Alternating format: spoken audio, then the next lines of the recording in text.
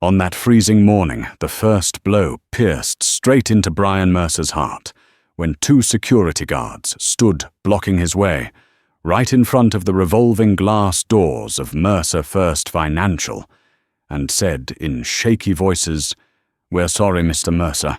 We have orders you're not allowed into the building." No warning, no phone call, not even the slightest respect for the man who had built this entire empire from nothing. That sentence echoed through the grand lobby like an alarm signaling a world suddenly turned upside down. Brian stood still, rain dripping from his hair onto the collar of his suit, cold but nowhere near as painful as the feeling of being erased from the very place that once carried his name. The towering glass building, where he had poured more than 12 years of sweat, blood, and belief, now felt like a foreign fortress reflecting his own face back at him, stunned and deeply wounded. But he did not step back. He looked directly at the 2 guards as if searching for betrayal or a flicker of remorse. In their eyes, he saw only shame, confusion, and fear. "Who gave the order?" Brian asked, his voice low but sharp, like a blade sliding over stone.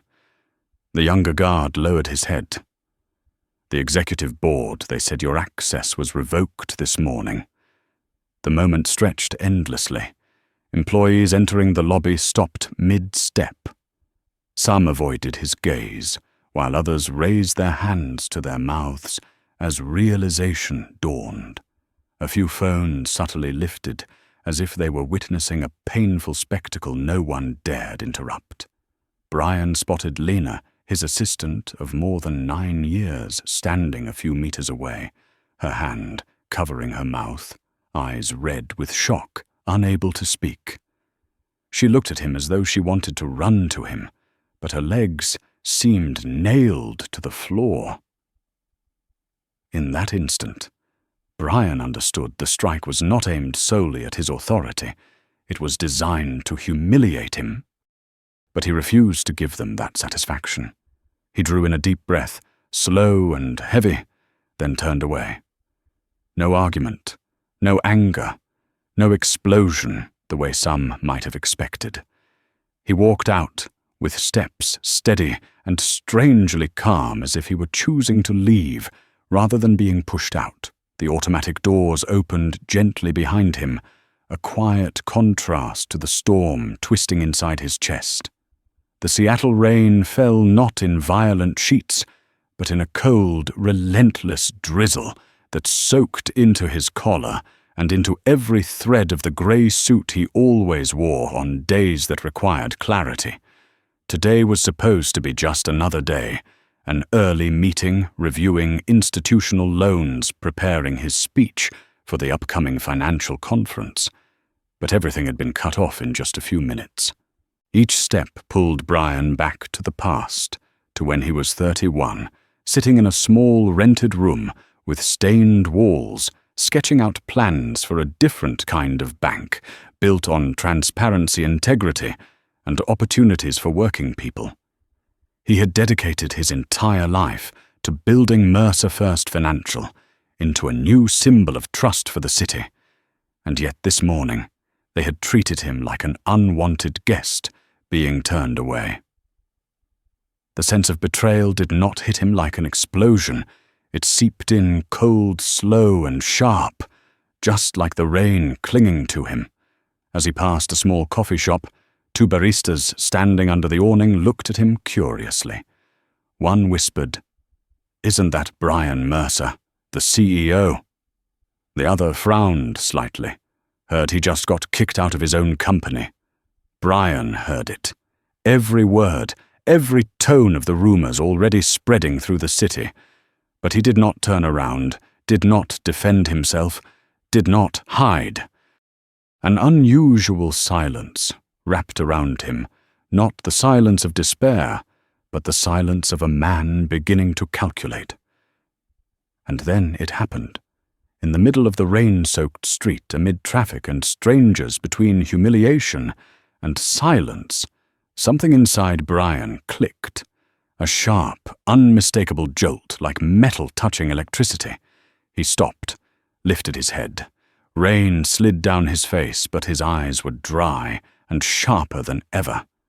And in that very moment, only minutes after being pushed out of the building he had created, Brian Mercer was no longer a man walking away in defeat. He became the man who would reclaim everything. Not for power, not for reputation, but for the truth, and for everyone in that lobby who bowed their heads in fear because no one dared to speak. Because they needed him. And he would return, not in silence, but like a storm.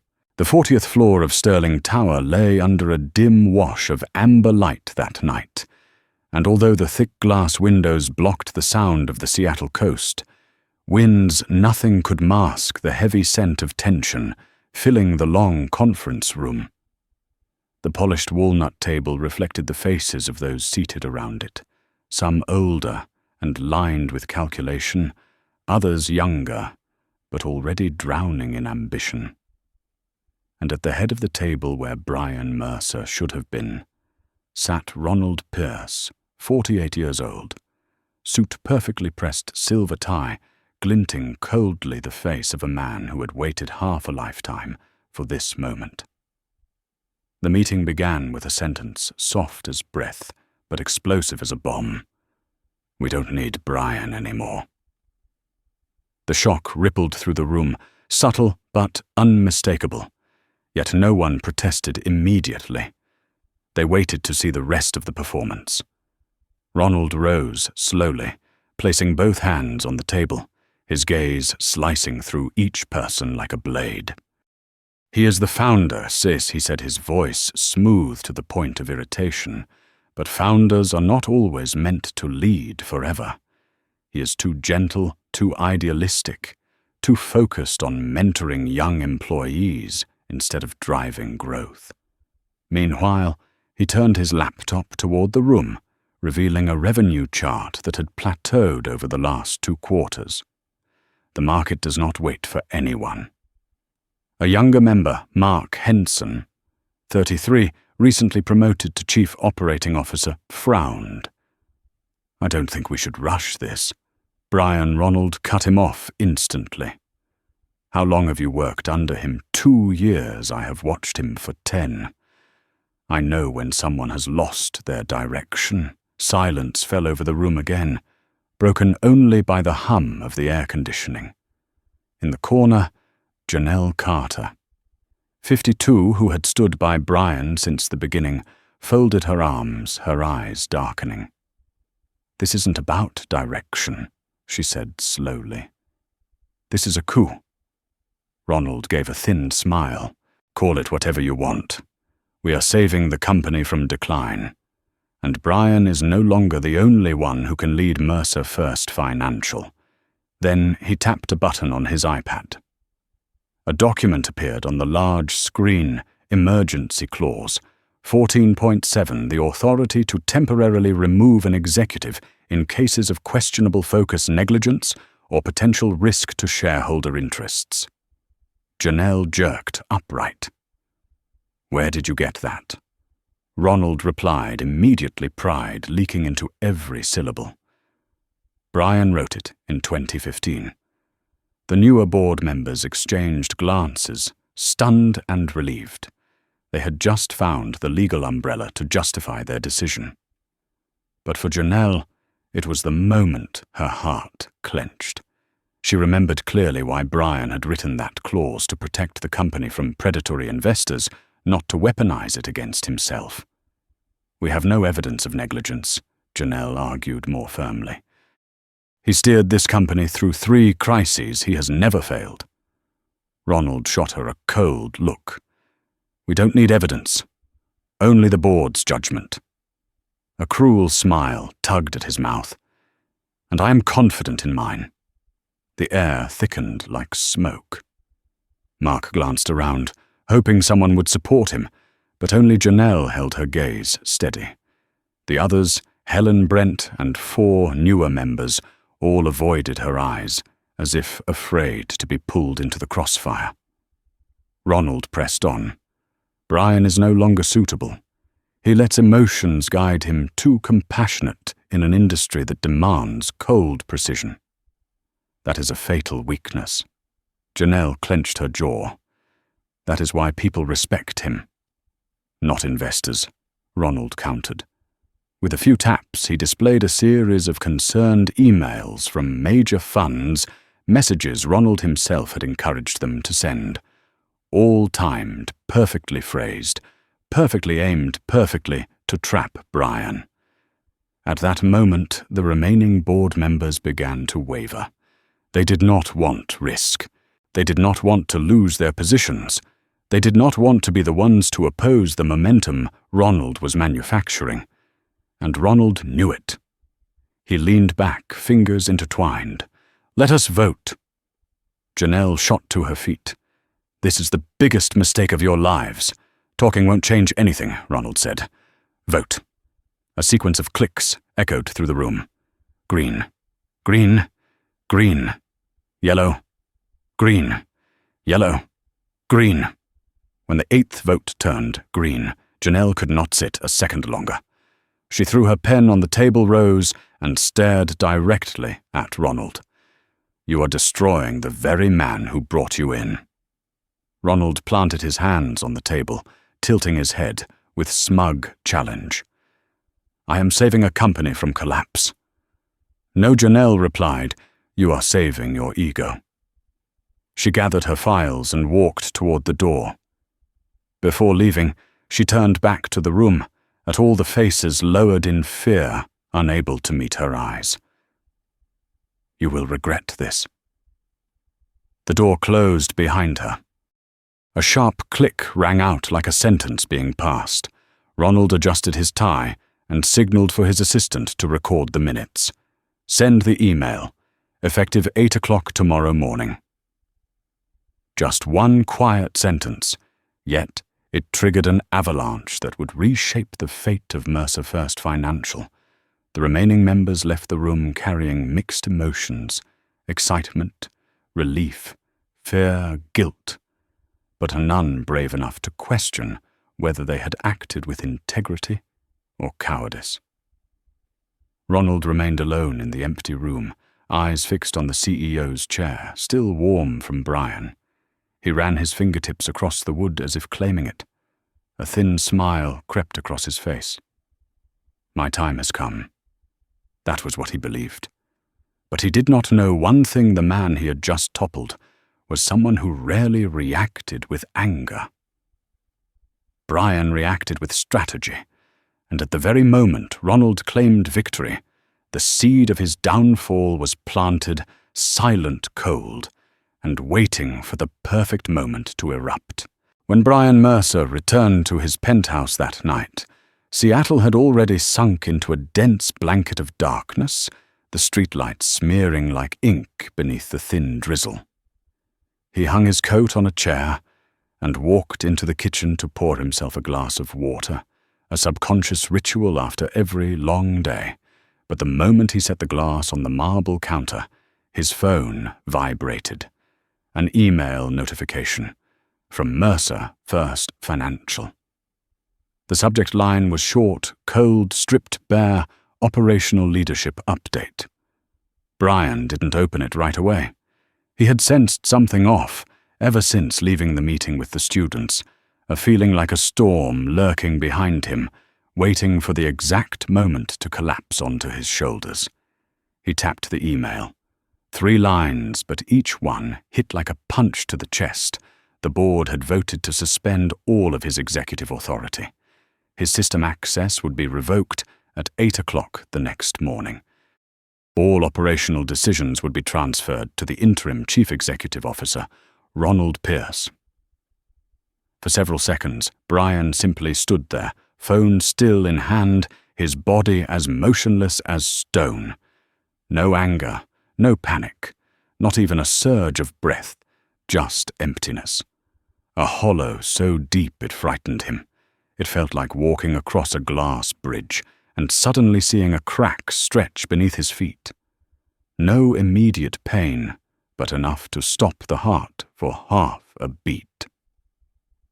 Brian stepped out onto the balcony, the soft click of the sliding door behind him, sounding almost like an exhale. The night city spread out below him, towers, glowing roads, curving like ribbons, car horns echoing faintly from afar. A vibrant Seattle alive, and bustling yet through Brian's eyes, everything felt distant, like a world he no longer belonged to. He remembered another night, many years ago, when he was a 31-year-old man who had just secured his first loan to start the company. The night he opened the email confirming approval for his business account, he had cried right where he stood, tears mixing with pride. Now he was holding an email, carrying the opposite message, taking everything away. He closed his eyes and drew a breath in. Once, twice, 3 times.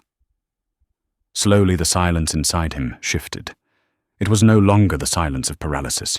It cooled into something else, something sharper like the first layer of ice forming over a lake after an unexpected winter night. Beneath that ice movement, thought, preparation. His phone lit up again. A video message from his 16-year-old niece, Emily, who lived in Portland. Emily's face appeared on the screen, her naturally curly hair tied high, her smile glowing as if her world had never known darkness. Uncle Brian, guess what happened today? She excitedly told him about winning her class presentation contest. Her voice was full of life, overflowing with energy, each word pulling Brian back to the truth that life was more than ambition and betrayal. Imagine this, Emily laughed at first. I was shaking so much, but then I thought, hey, I'm Brian Mercer's niece. Nothing can beat me. That sentence pierced straight into the softest place left in his heart.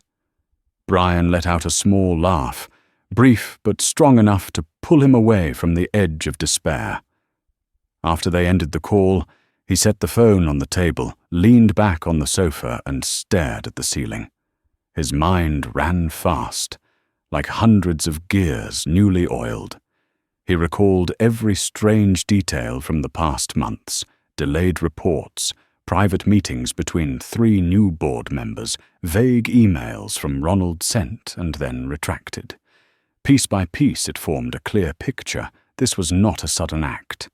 It was a plan, a carefully orchestrated scheme, and he had been shaken awake from his naive trust in the board he had created. The first feeling that struck him was disappointment. Not because he lost power, but because he had placed his trust in the wrong people. Brian stood and walked to the small bar cabinet in the living room, pouring a glass of bourbon. He did not drink it. He simply turned the glass in his hand, watching the amber glow beneath the light. It reminded him of an old lesson he used to tell young employees in the company. Power is not about the chair you sit in. Power is whether that chair still matters when you stand up. Tonight, Brian had stood up, and he could feel it clearly. His CEO chair, even though it had been stolen, trembled without him in it. That was not arrogance. It was truth.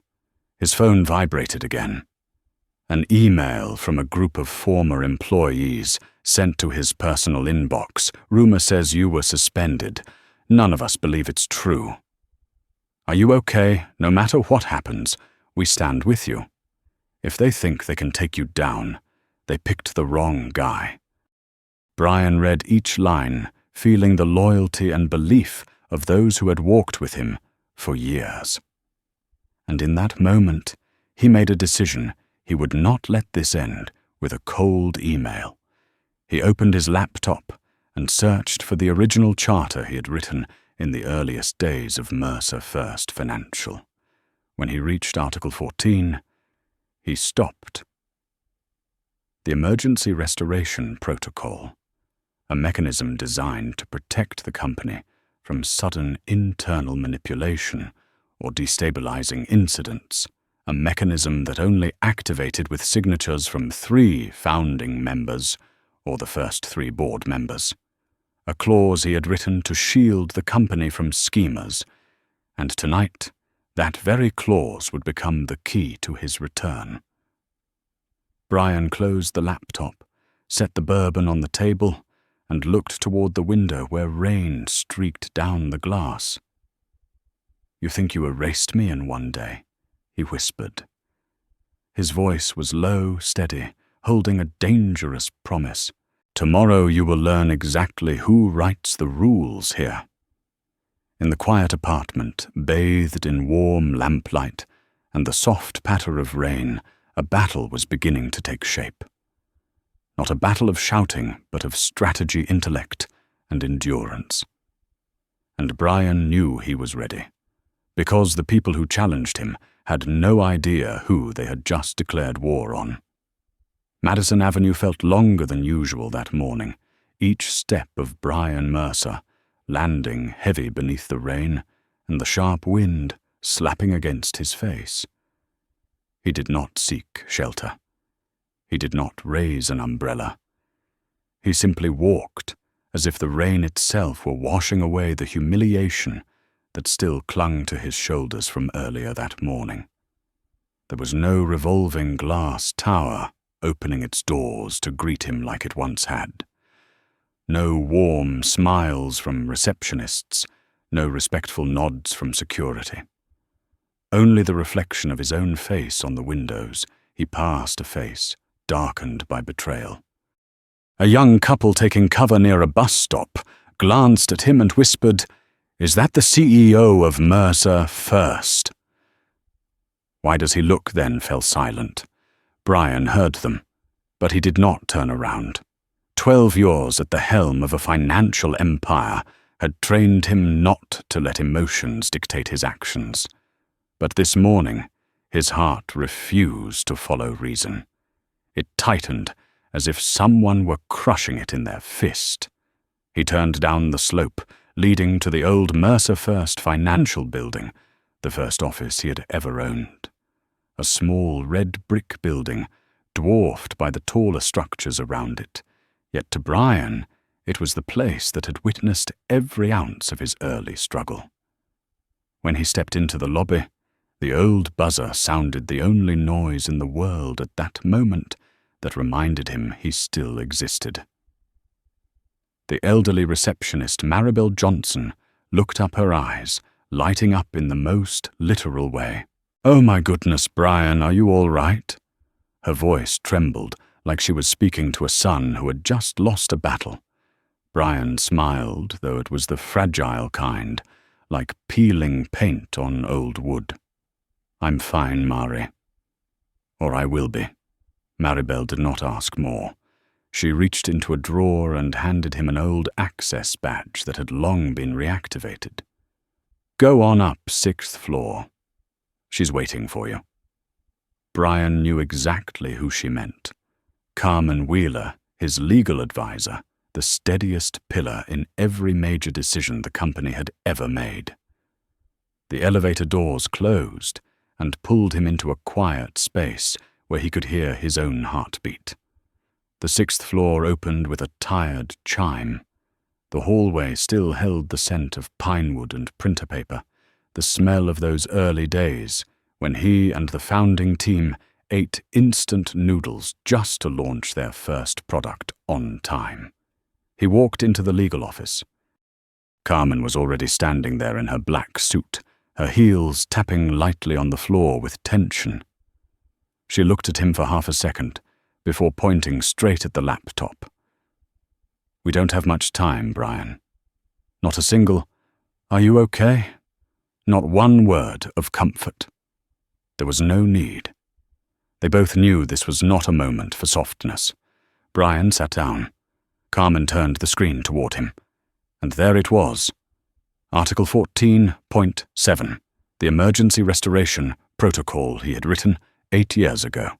He slid his finger across the line of text he once considered nothing more than a legal formality. Now it felt like the final key to unlock his way back. "It's still valid?" Brian asked. Carmen nodded, her eyes fixed on the document. Valid and strong enough to overturn everything they tried to stage. We need 3 original signatures. All 3 still have authority. Brian went silent for a few seconds, his mind replaying familiar faces. Leon, the man who once called Brian the brain of a new era. Trish, the first investor, brave enough to fund him when he had nothing but a dream. And Colby, the one who safeguarded transparency through the early chaotic years. Call them Brian said. Carmen dialed immediately. The first face to appear was Leon Barrett. Silver hair tousled his tired but genuine smile filling the screen. Good grief, Brian. What did they do to you? They ousted me, Brian said bluntly. No legitimate cause. I need your signature. Leon did not hesitate. I'll sign. The second face appeared. Trish Hammond, holding a coffee cup, eyes widening with fury. They've lost their minds.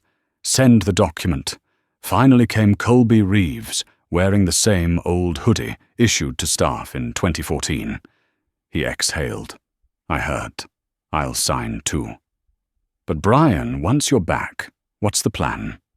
Brian looked straight into the camera. No revenge. No destruction. I'm correcting what they broke. One by one, the signatures appeared on the document. Each confirmation sound echoed like a blade slicing through the ropes that had held Brian down since morning. When the final signature lit up on the last page, Carmen pushed the laptop toward him, her eyes glowing with a rare spark of hope. Your authority is officially restored, effective immediately. What do you want to do now? Brian stood, walked to the window, and looked down at the city below, the same city that had witnessed his fall in the morning and would witness his return in the afternoon. I'm going back to the place they threw me out of, he said slowly, each word carved into the air. And I'm going to show them that a CEO who does not need the chair is the one who truly is the CEO. Carmen nodded. Then let's begin. Outside, the rain kept falling, but to Brian, every drop felt like the beat of a drum, urging him forward into a battle he had not chosen, but would be the one to end, not with anger, not with cruelty, but with the calm resolve of a man who knew he was not returning to prove himself right. He was returning for justice, for truth, and for every person who had lowered their heads in shame that morning. The battle to reclaim Mercer. First Financial had begun, and from the moment Brian stepped out of that old building, nothing could stop him again. The old legal office on the 6th floor suddenly felt smaller as the electronic signature chimes echoed one after another, like the drumbeat of an advancing army. Leon signed first, quick and decisive, without asking a single question. Trish signed next, muttering curses about the new board under her breath as she confirmed her name. And finally, Colby, the man who used to read everything twice, took less than 30 seconds to add his signature. When the third signature appeared, Brian felt the invisible cord that had been tightening around his chest since morning snap all at once. Not an explosion. Not a triumphant shout. Just a new current of energy, sharp and powerful, running down his spine as if someone had called him back to the stage he had been thrown off. Carmen turned the screen toward him, the corner of her lips lifting in one of her rare smiles. It's done, she said, her voice carrying both relief and the bracing calm before a coming storm. Your executive authority is reinstated immediately, exactly as the clause you wrote dictates. Brian rose, closing the laptop with a deliberate snap. Then we don't waste a single minute. Carmen handed him the printed version, with certification stamps, an undeniable piece of proof that he was officially back. You want to head straight to headquarters? No, Brian replied, eyes drifting to the rain pounding against the street outside. I want them to see me walk in, see me take everything back using the company's own laws. No yelling, no threats, just the truth. They left the old building together and stepped directly into the downpour. It felt as if the sky itself were preparing for a moment in history. Each step Brian took across the soaked pavement carried the weight of the years he had spent building Mercer First Financial, from a sweltering, cramped office where he and the founding team ate instant noodles at midnight just to finish their first launch. Carmen opened an umbrella, but Brian raised a hand to refuse. "I want to feel this," he said. Carmen nodded slightly. She understood. Some battles required feeling the cold to sharpen your resolve. When they turned onto the avenue leading to Mercer headquarters, everything became painfully clear to Brian. He saw the panic in the employees' eyes that morning. He saw Lena's tearful gaze. He saw the trembling of the two guards forced to block the man they respected. And he saw himself walking out through those doors, forced out like an unwanted stranger. But this time would be different. When the skyscraper came into view, Brian did not hurry, nor did he slow down. Carmen followed a half-step behind, holding the folder of documents like a legal sword, ready to be drawn at any moment. 3 employees stood outside the revolving doors, one holding coffee, one smoking, one scrolling on his phone, all freezing mid-motion when they saw Brian approaching. One of them dropped his coffee into a puddle and stammered, "Mr. Mercer, are you back?" Brian simply nodded his gaze, calm but icy. "Let me through." No one dared stop him. The doors opened in front of him like a silent apology. Inside the grand lobby, the sound of his shoes striking the marble floor echoed in steady, commanding beats. The front desk staff stiffened, unsure how to react. Some bowed their heads quickly. Others raised their hands to their mouths, suppressing gasps. No one spoke, but their eyes said everything he had returned exactly as they hoped. Brian walked toward the elevators. When the doors opened, he turned to Carmen. Executive floor. The door slid shut, and in that brief moment, Brian heard someone whisper, "My God, they picked the wrong man." The elevator opened on the 18th floor, the most powerful floor of Mercer First Financial, where decisions shaped the lives of thousands with a single nod or signature. Brian stepped out the cool air, brushing his coat, unable to quell the heat surging inside him. He walked straight toward the chief executive officer's office. No stopping, no hesitation, no glancing left or right.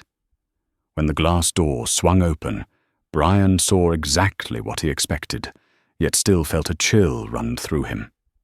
Ronald Pierce sat in the chief executive officer's chair. Brian's chair, his legs propped casually on the desk, swirling a cup of espresso as if he owned the place.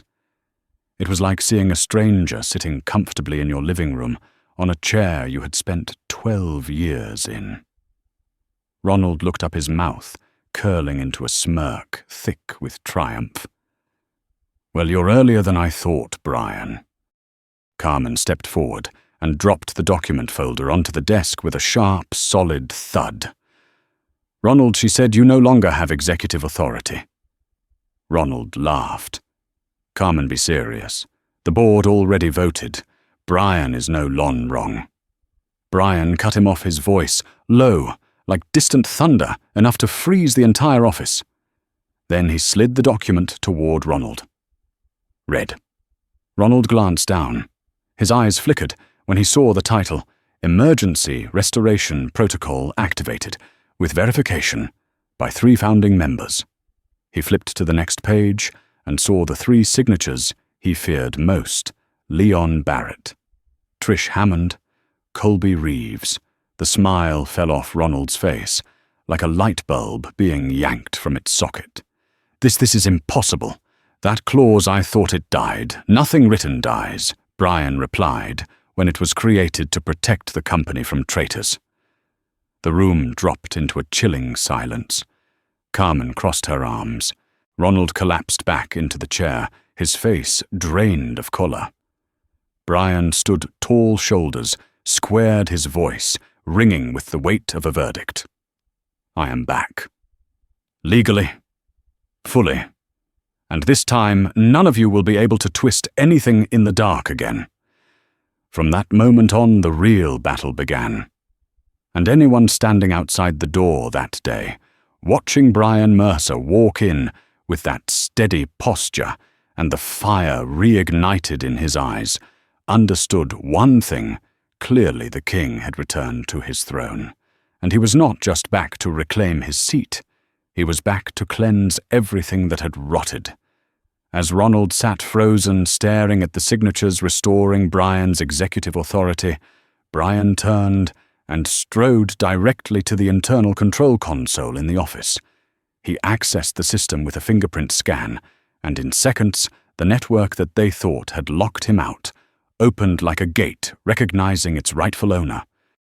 The first ping sounded as the system connected to the CEO control center, a small but commanding sound, marking the moment the man everyone thought had been overthrown was back in command of his empire.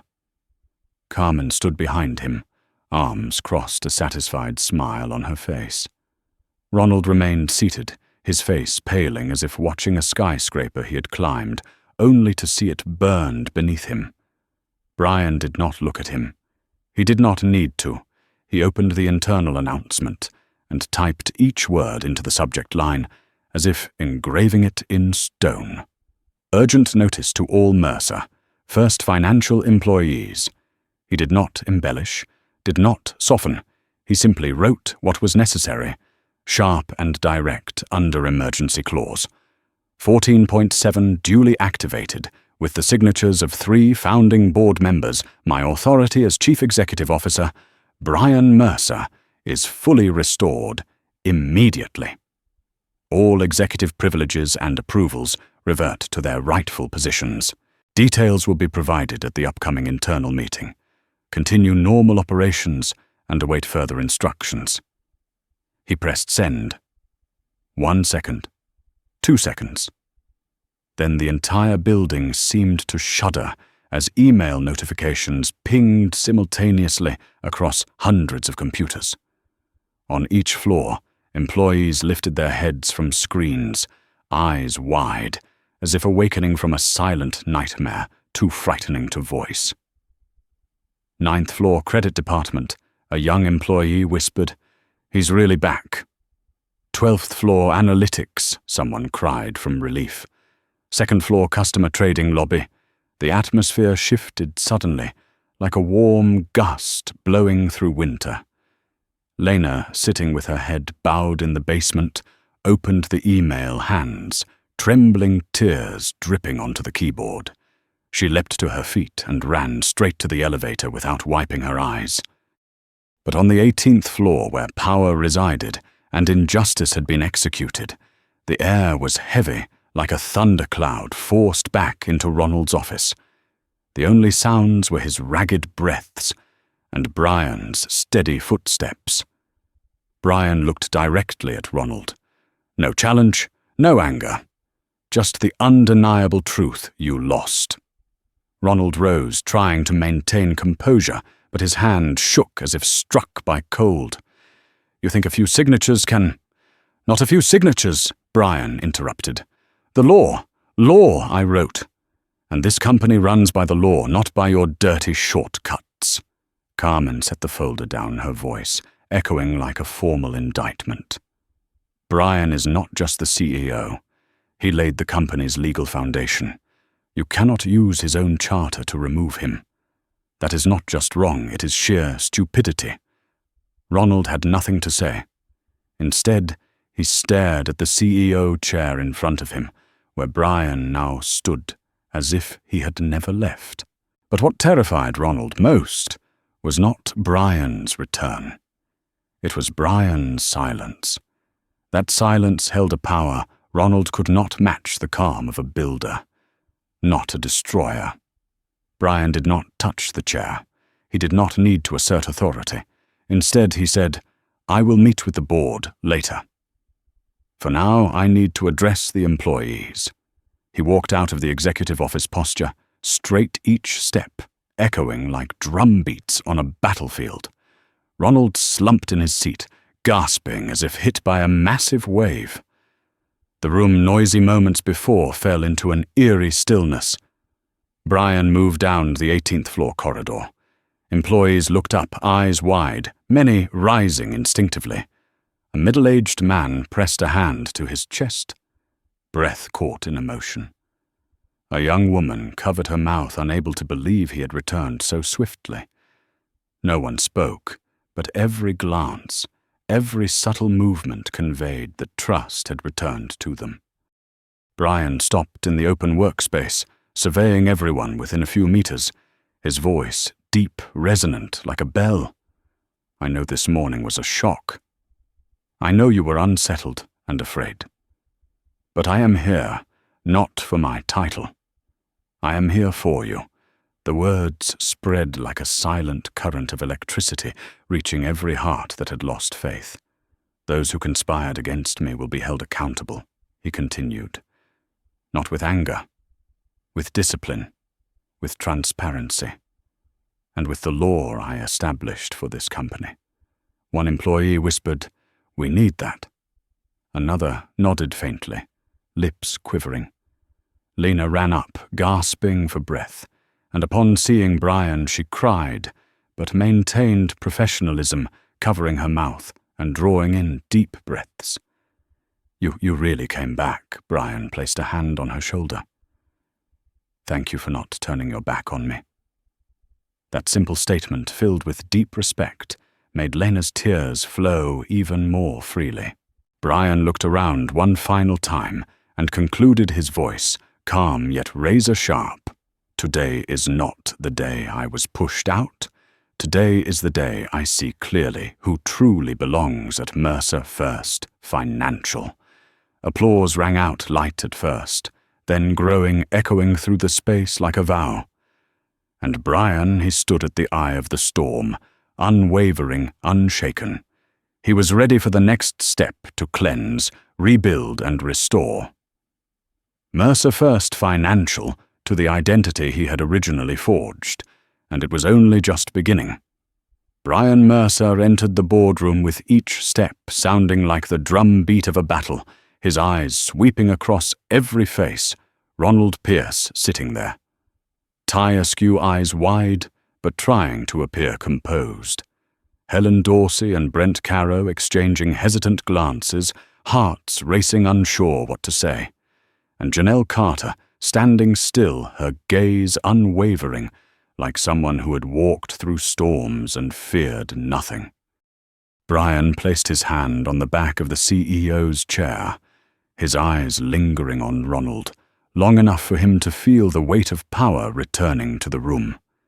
He spoke deep and deliberate, each word cutting through the space like a sword. "We need to talk. Not because I need to justify myself, but because you need to understand what has just happened here." Helen opened her mouth to say something, but Brian cut her off with a firm nod voice. "Even lower, don't. No explanations. I want you to look at what you just did." Helen bit her lip, eyes avoiding his. Brent sighed, about to speak, but Brian pivoted, moving closer to the table, his gaze traveling across the room, stopping on each member. "You think removing me from the CEO seat ends this? No. This is the moment you pay for silence, for submission, for greed, for betrayal." Ronald went rigid hands, gripping the edge of the table. Brian slowly reached into his suit pocket and placed a large envelope on the table in front of them, emphasizing it with a cold, sharp look. Inside are resignation forms pre-filled with names, dates, and immediate effect. Helen's hands shook. Brent grimaced, and Janelle remained still, eyes thoughtful. Brian looked at each of them, voice steady and authoritative. "You can choose to sign, or I will make all of this public." Remember, I'm not joking. The boardroom became oppressively heavy suffocating. No sound, only the labored breathing of those who had just trapped themselves. Helen picked up the pen first, shaking as she signed. Brent followed, eyes never leaving Brian. Janelle glanced at Helen, and Brent quietly stood, drew her pen from her pocket, and walked out without a word. Only Ronald remained seated, eyes wide, mouth agape, as if he could not believe it. Brian stepped forward, standing before him, voice calm but sharp as steel. You think power is something to seize? Wrong. Power is something to protect value, and you never understood that. Ronald bit his lip hands, trembling. Brian did not mock, did not shout. One look was enough to make Ronald realize he had just been completely outmaneuvered. Brian pulled a USB from his vest and placed it on the table. All files, emails, and data proving the betrayal and missteps of your recent decisions have been secured. Now choose cooperate or face legal and reputational consequences. Ronald was speechless. Brian turned, walking out the door, eyes sweeping the hallway, observing the staff outside, each gaze filled with respect, every movement frozen, trembling, but brimming with the trust they had lost since morning. He paused in the corridor, drew a deep breath, feeling the heartbeat of everyone present, sensing the weight of justice restored, then continued down to the lower floors, each step echoing like a drumbeat, determining fate. Brian moved through the workspaces, shaking hands with employees, exchanging glances and subtle smiles, authority and trust radiating in every gesture. I know this morning was a shock. I know some of you were afraid, surprised or unsure, he said to each person without waiting for a reply. But I am here not for revenge. I am here for truth, for justice, and for those who still believe in doing what is right. The words resonated through the room like a solemn vow. A few employees rose, nodded, even smiled faintly, the tension turning into respect. Brian reached the 14th floor where the analysts and traders worked, asking about progress, listening to concerns and needs with no paperwork in hand. He remembered every name, every project, every person not to supervise, but to rebuild trust, to restart the company's foundation from people, from truth, and from accountability. A small clap sounded from a corner, then spread naturally unprompted, rising like a tide of acknowledgement. Brian smiled lightly, looking out the window, sensing Seattle brightening. The rain stopped, but droplets on the glass still sparkling like diamonds, reflecting the new light of the day, a day not only witnessing the return of a CEO, but the revival of trust, of justice, and of power built correctly. He knew today's battle was only the beginning, but the foundation was solid, and this time no one, no betrayer could overturn what he had reclaimed. Brian moved forward each step, echoing like the drumbeat of a silent, forceful, and precise revolution, signaling to all of Mercer First Financial that the one who writes the law never fears removal, and the one who holds the law always stands firm. Brian Mercer entered the headquarters on the 18th floor, where power had once been a summit he had built with sweat, blood, and intellect, and now stood frozen before the return of its rightful master. Employees lined the corridor, eyes wild, confused, some whispering, others silent, afraid to step forward or breathe too loudly, simply watching Brian walk past, as if each of his footsteps shook the entire building. Ronald Pierce remained seated, hands gripping the desk, eyes, wide mouth agape, searching for an escape in his own office. Brian needed no explanations, no fear. He walked straight to his desk, where the CEO nameplate still glimmered under the lights. Carmen Wheeler followed, stepping cautiously, scanning every corner, ensuring that not a single detail of this coup attempt escaped their notice. Brian paused, eyes locking on each person in the room, gaze sharp but devoid of anger. I remember who stood still when chaos erupted. I understand who stepped back. And whoever smirked as I was toppled, prepare for the consequences. Ronald swallowed hard, trying to maintain a false composure, but his hands shook with fear. Brian opened the envelope on the desk, heavy but precise. Inside were resignation forms pre-filled with names, dates, and immediate effect for all those who had contributed to removing him that morning. He did not shout, did not rage. Just a look, just a gesture enough to silence the room. Helen Dorsey signed firsthand, trembling, unable to resist the legal and authoritative pressure. Brent Carrow followed, eyes never leaving Brian, face taut as a stretched string.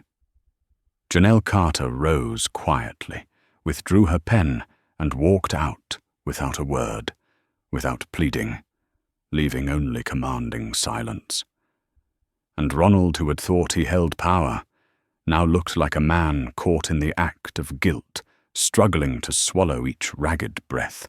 Brian stepped in front of him, voice calm but sharp as steel. You think power is something to seize wrong. Power is something to protect value. And you have never understood that. Ronald went speechless, eyes wide, body trembling. Brian scanned the room, his gaze resting on each observing employee, on each tense face, on every astonished, respectful glance. Today you do not merely witness the return of a CEO.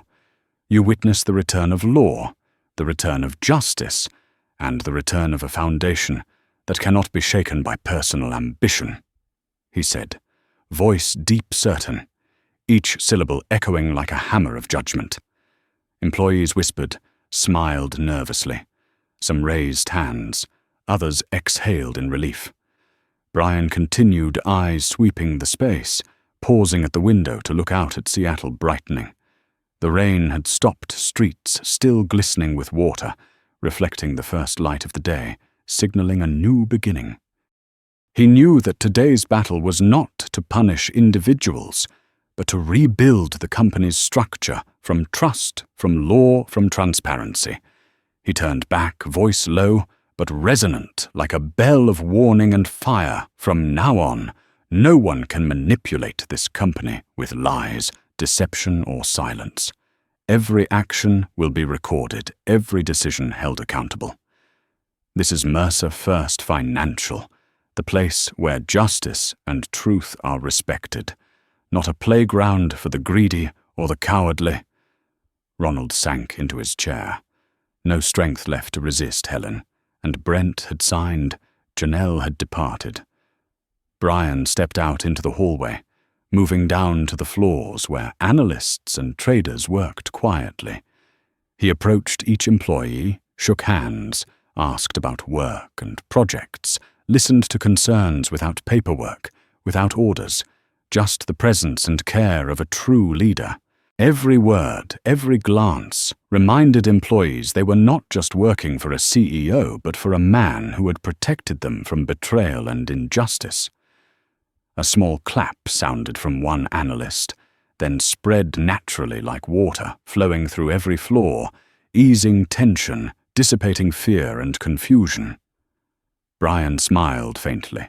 Not grandly, only with determination, he had returned restored justice, and Mercer First. Financial would no longer be a place of deceit, cowardly ambition, or fearful silence. He knew this battle was only the beginning, but with the foundation of law, trust, and loyalty newly reinforced, no one could shake his progress. Brian turned to the employees' voice, low but resonant in their hearts. We will rebuild. Not for me, but for you, for the truth, and for the future of this company. Morning light streamed through the windows, reflecting on each employee's face, mirroring hope and revival, proving that from the ruins of betrayal, A new Mercer First Financial was rising strong, transparent, and unstoppable. Brian Mercer moved slowly through the floors of Mercer First Financial, each step of his shoes echoing on the cold marble floors. Yet every footfall seemed to breathe life into every office, every desk, every employee seated before their screens. Heads lifted, eyes wide, unsure whether to feel fear or respect. Some whispered to one another words that had never been spoken, now carried courage. "He's really back." Brian said nothing. He simply scanned each person, gaze sharp but devoid of hatred, conveying a clear message: I have returned, not to punish individuals, but to make justice transparency and trust the foundation of this company. He paused at the desks of each team leader, asking about project progress, employees' concerns, even the smallest daily matters. Each question, each glance struck like an arrow to the hearts of those who had doubted his leadership. Lena, his loyal assistant of more than 9 years, stood beside him, eyes red, watching every movement, every gesture, realizing that his return was not a show or a stunt, but a revival of authority and trust. On the 14th floor, where the data analysis and trading teams worked, the staff held their breath, eyes focused on him, some silent.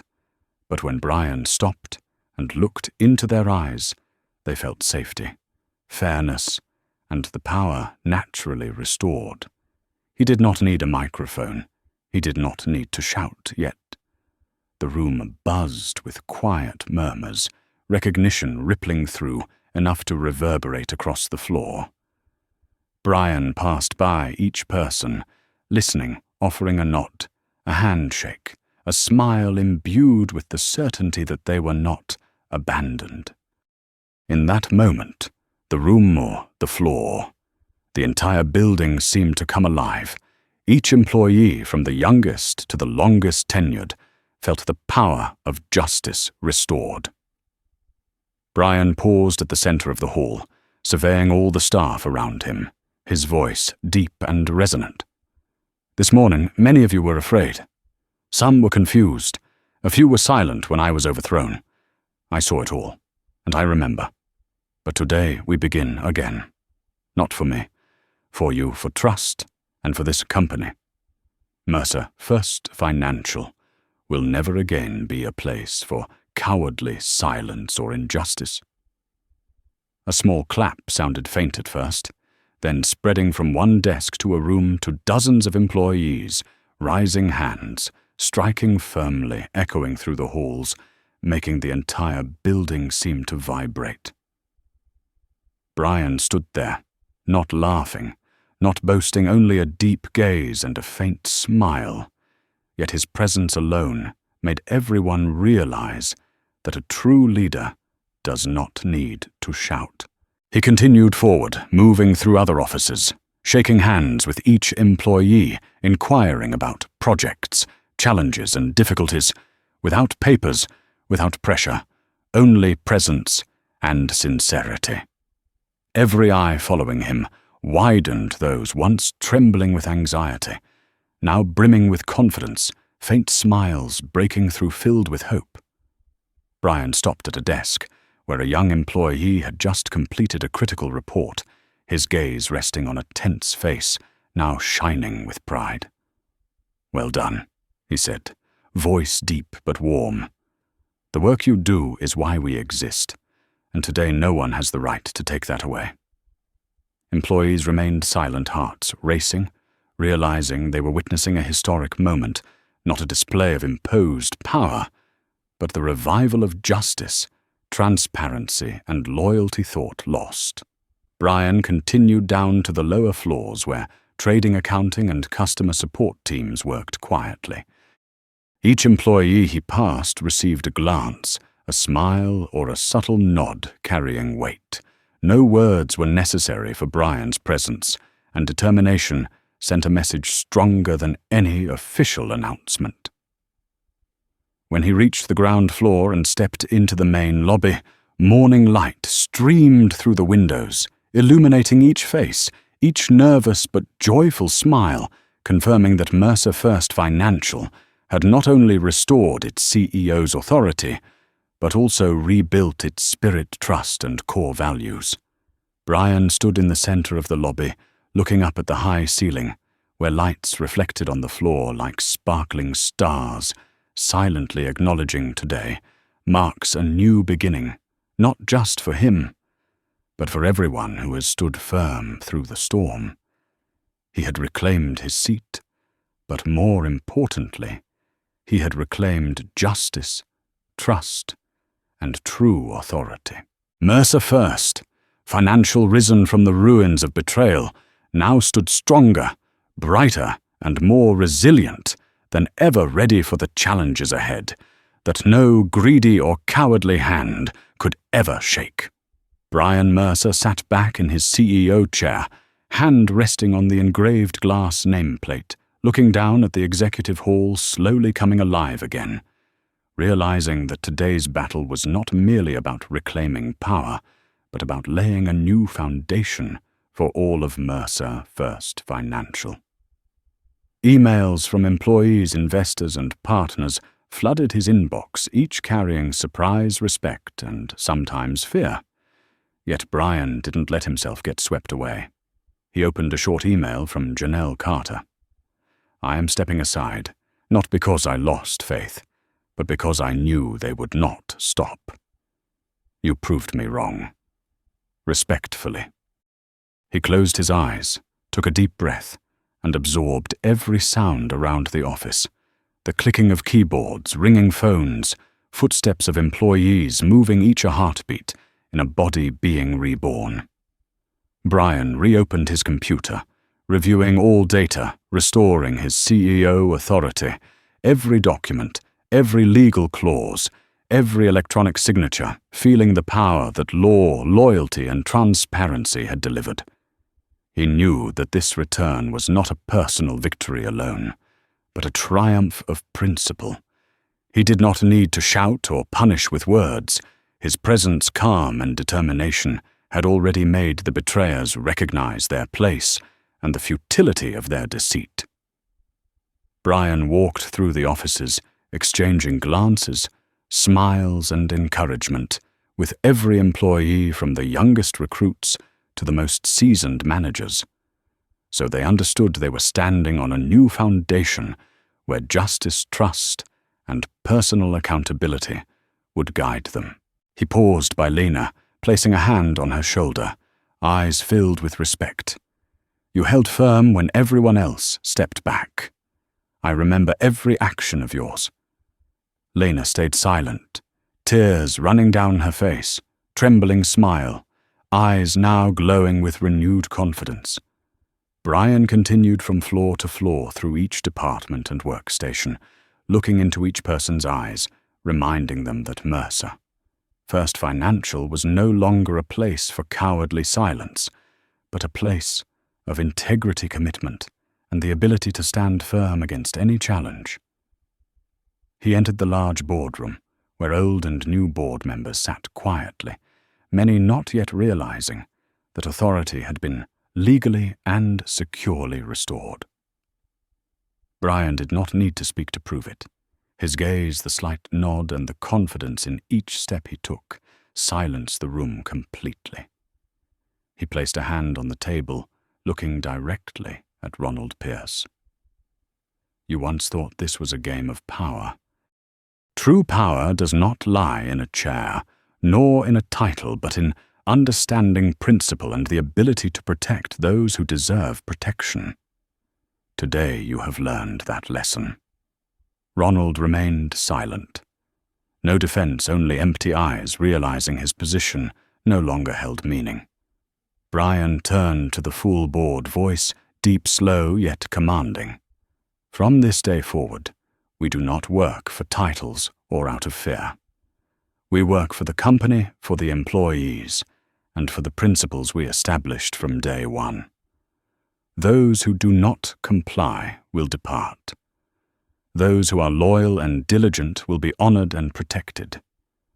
The boardroom resonated with the truth revealed, gentle sighs, nods of agreement, and respectful gazes replacing the confusion and panic from before. Brian stepped out of the room, moving through the hallways, each step affirming that Mercer First Financial had reclaimed itself stronger, more transparent, able to withstand any plot betrayal or injustice in the future. As he returned to his chair, looking down over the executive hall, morning light streamed through the windows, casting bright streaks across the floors, reflecting renewed trust and hope.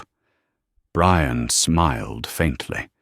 He knew that today was not only the day he reclaimed the CEO position, it was the day Mercer First Financial stood firm on a new foundation, the foundation of justice, trust, loyalty, and enduring strength that no one could overturn.